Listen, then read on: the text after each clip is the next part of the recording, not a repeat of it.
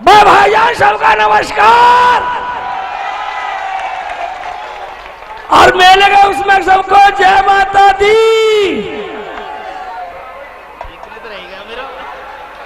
और सबको अस्सलाम वालेकुम।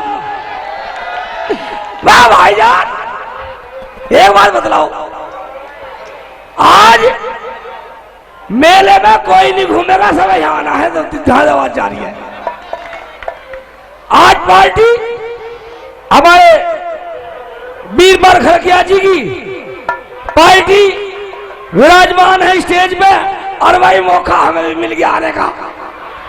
भाई एक दफे की बात बतलाऊं, एक दफे की बात बतलाऊं भाई, मैं एक काजी के यहाँ जब नौकरी लग गया, काजी ने कहा शेखली, मैं कहा हाँ जी। एक बात सुन ले, जितना तुझे काम बताया जाए तू नौकर है मेरा, उतना ही काम करिए, फालतू करा साला जब पीटेगा, और तेरा कम करा तो पीटेगा। मगर जी ऐसे कैसा होगी, पर्चे पे लिख दो भाई, एक पर्चा लिखवा लिया कि मैंने रख लिया जेब में, और एक काजी घर वाली दे दिया।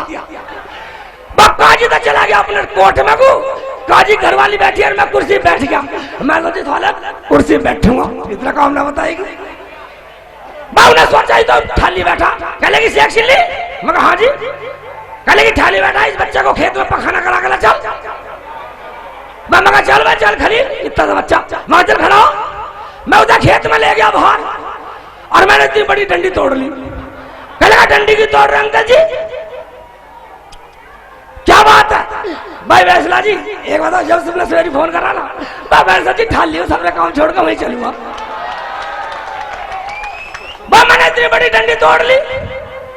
मगाया खलील नुहा अंकल जी, मगा यहाँ पखाना कर।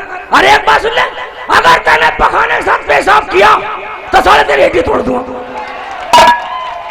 बन्नू बैठ गया, पेशाब तो आ रहा, मगा पेशाब कर दे तेरी हड्डी तोड़ दूंगा साले। कहलेगा मैं नहीं कर रहा पखाना, मगर नहीं कर रहा, चल मेरा साला ले जाएगा, जा बैठा बेड पे, बेड पे जाती पखाना कर दिया।